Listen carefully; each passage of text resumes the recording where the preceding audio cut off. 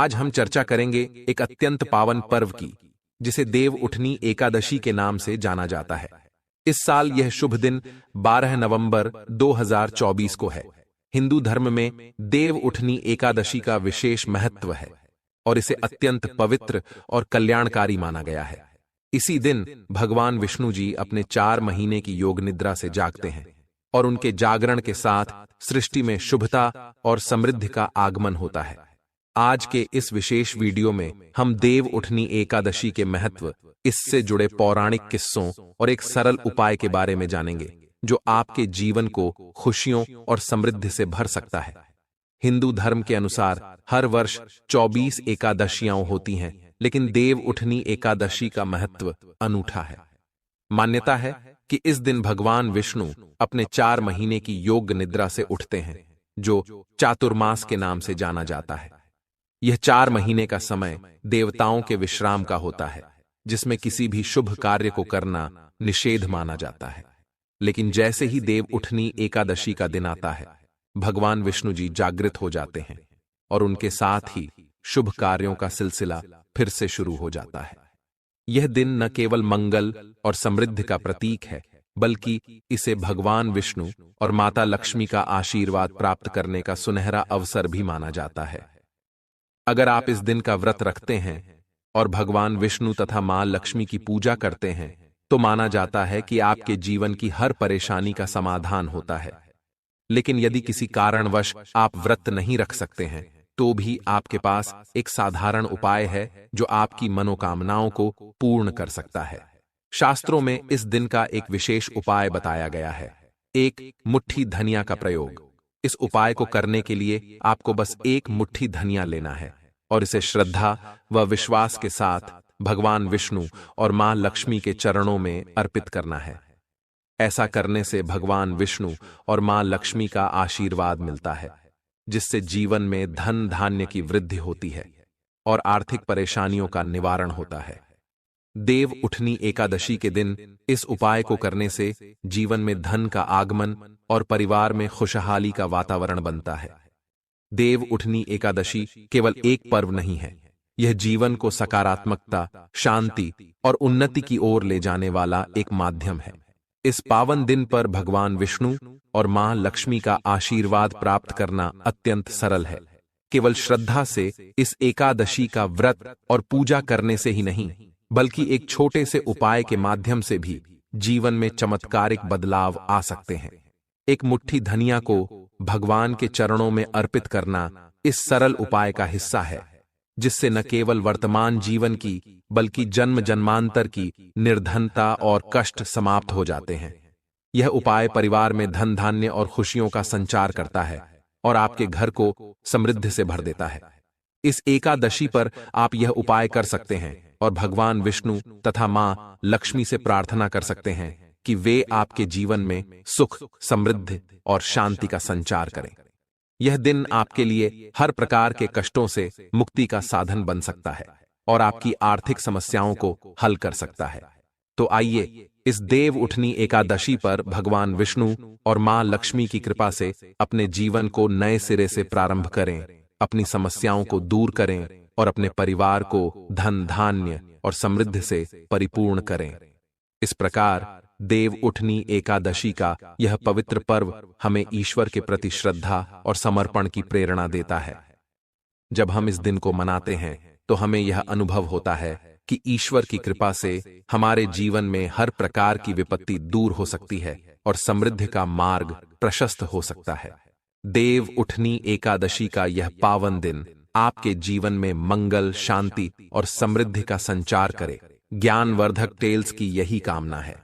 भक्तों, भगवान श्री हरि विष्णु जी के 4 महीने की योग निद्रा के बाद जागने का यह पावन दिन है, जिसे देव उठनी एकादशी कहा जाता है।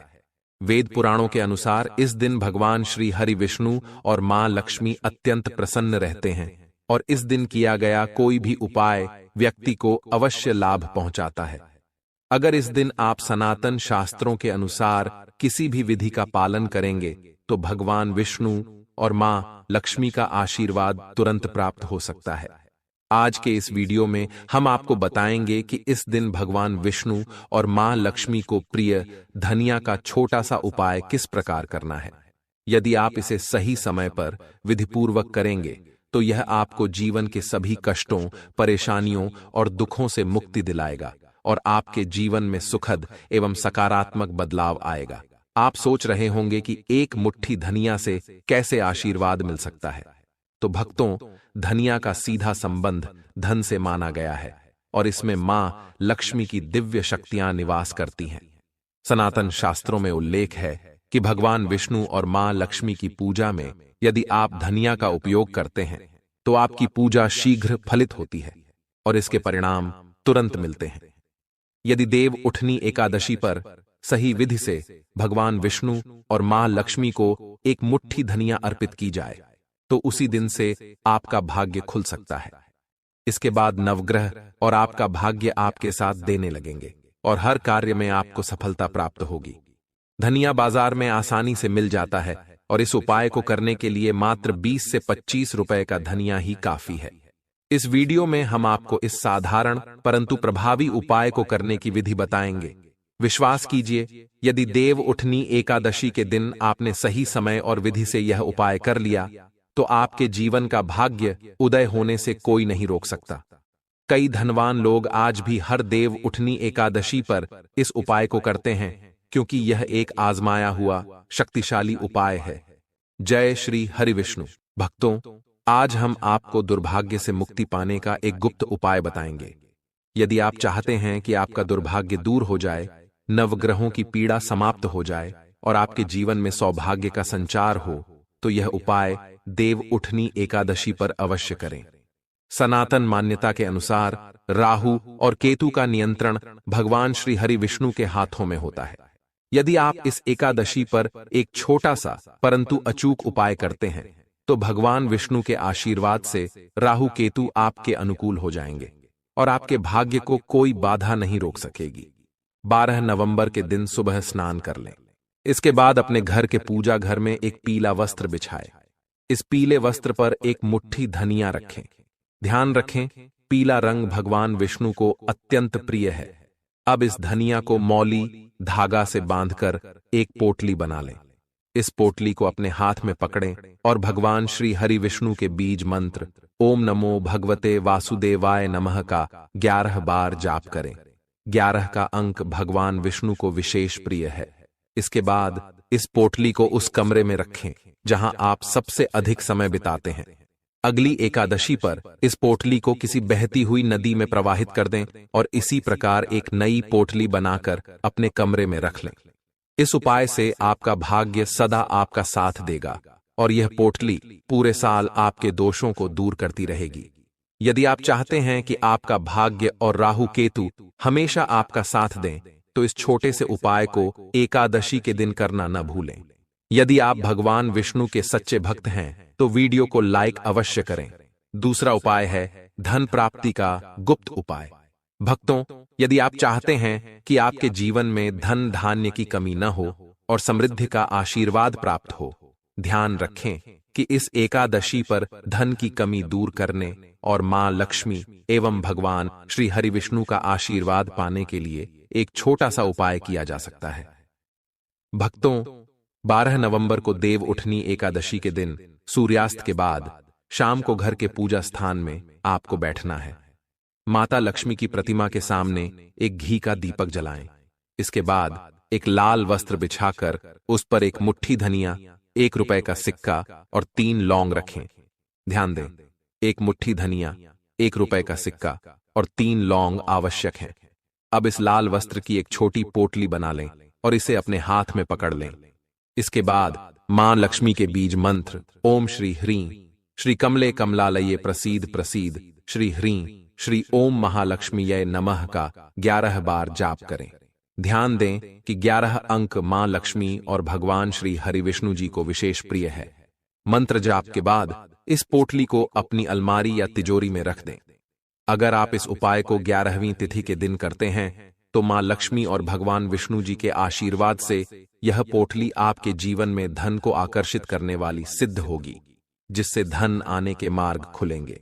यह प्राचीन गुप्त उपाय है जो आज भी कई लोग करते हैं। अब अगला उपाय है भाग्य का साथ पाने का। यदि आप चाहते हैं कि हर कार्य में आपको सफलता मिले तो इस देव उठनी एकादशी पर 11 रोटियां बनवाएं। हर रोटी पर थोड़ी थोड़ी धनिया रखें और इन्हें किसी गाय को खिला दें। गाय में 33 करोड़ देवी देवताओं का वास माना गया है और भगवान श्री कृष्ण स्वयं गौ सेवा के लिए आदर्श माने गए हैं।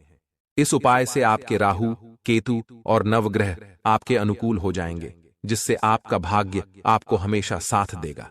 देव उठनी एकादशी पर उपवास रखने के नियमों में निर्जल या केवल जल से ही व्रत रखना उत्तम माना गया है। अगर स्वास्थ्य के कारणों से निर्जल व्रत संभव नहीं हो तो दिन में केवल एक बार हल्का भोजन करें। इस दिन चावल और नमक से परहेज करना चाहिए और भगवान श्री हरि विष्णु या अपने इष्ट देवता की उपासना करनी चाहिए। यह दिन विशेष रूप से शुद्ध, तप और भक्ति का होता है, इसलिए तामसिक आहार से जैसे प्याज, लहसुन, मांस, मदिरा या बासी भोजन से दूर रहना चाहिए। इन खाद्य पदार्थों से शरीर और मन की शुद्धि में विघ्न पड़ता है, जिससे पूजा का फल पूरी तरह से नहीं मिलता। अतः इस दिन विशेष ध्यान रखें कि सात्विक आहार ही ग्रहण करें और भगवान के चरणों में समर्पण रखें। देवोत्थान एकादशी के दिन ओम नमो भगवते वासुदेवाय नमः मंत्र का जाप करने से विशेष पुण्य की प्राप्ति होती है। इस दिन की पूजा विधि में गन्ने से बना मंडप स्थापित करना चाहिए और उसके बीच में एक चौक सजाना चाहिए। चौक में भगवान श्री हरि विष्णु की एक सुंदर मूर्ति या तस्वीर रखें। यदि संभव हो तो भगवान के चरण चिन्ह भी बनाए जा सकते हैं, जिन्हें पूजा के दौरान ढक कर रखा जाए। इन सभी सामग्री को श्रद्धा और विश्वास के साथ सजाना चाहिए। इस दिन पूजा में भगवान विष्णु को गन्ना, सिंघाड़ा, फल और मिठाई अर्पित करना शुभ होता है। साथ ही घी का दीपक रात भर जलता रहे, यह सुनिश्चित करें, जिससे वातावरण में सकारात्मक ऊर्जा का संचार हो। सुबह सुबह भगवान के चरणों की पूजा करें और उन्हें स्पर्श करके जगाएं। व्रत कथा सुनें और भजन गाएं, क्योंकि इनसे मन की शांति और भक्ति में गहरी अनुभूति होती है। एक मान्यता यह भी है कि भगवान श्री विष्णु के चरणों का स्पर्श करने से मनोकामना पूरी होती है। विशेष रूप से इस दिन के बाद तुलसी विवाह का आयोजन होता है, जिसमें भगवान श्री हरि विष्णु के शालिग्राम रूप का तुलसी से विवाह संपन्न किया जाता है। यह विवाह हमें वैवाहिक सुख और प्राकृतिक संतुलन की महत्ता का एहसास कराता है। तुलसी विवाह से यह संदेश मिलता है कि हमें अपने जीवन में संतुलन बनाए रखना चाहिए और प्राकृतिक संसाधनों का सम्मान करना चाहिए। एकादशी पर दान का अत्यधिक महत्व होता है। इस दिन जितना हो सके अन्न का दान करें, इससे पुण्य की प्राप्ति होती है और भगवान का आशीर्वाद मिलता है। हालांकि दूसरों का दिया हुआ अन्न न लें। यदि उपवास रखना कठिन हो तो एक बार हल्का भोजन कर सकते हैं। इस दिन सात्विक भोजन में दूध, फल, शकरकंद, कुत्तू, नारियल, सेंधा नमक, बादाम आदि का सेवन किया जा सकता है। व्रत के एक दिन पहले दशमी से ही मांस, प्याज, लहसुन और मसूर की दाल से परहेज करना चाहिए, ताकि शरीर पूरी तरह से शुद्ध और तैयार हो सके।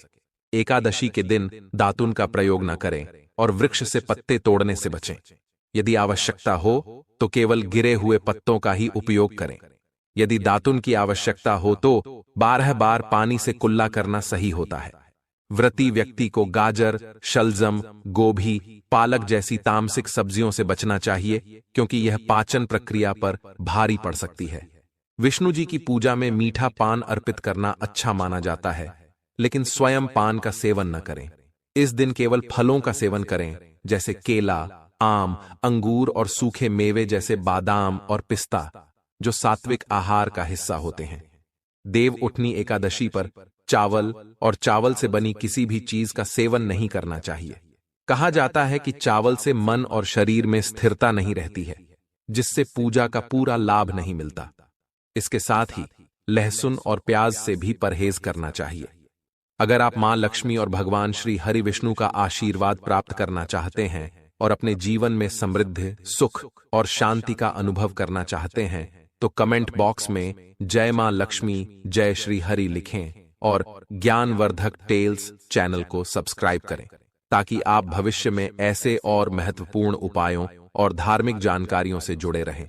भक्तों, इस दिन का पालन करते हुए हमें यह समझना चाहिए कि देवोत्थान एकादशी न केवल पूजा और व्रत का दिन है, बल्कि यह हमारे जीवन को सकारात्मक दिशा देने का अवसर भी है। जब हम इस दिन को पूरी श्रद्धा से मनाते हैं और अपने आहार और कर्मों को शुद्ध रखते हैं, तो भगवान श्री हरि विष्णु और माता लक्ष्मी की विशेष कृपा हम पर बनी रहती है।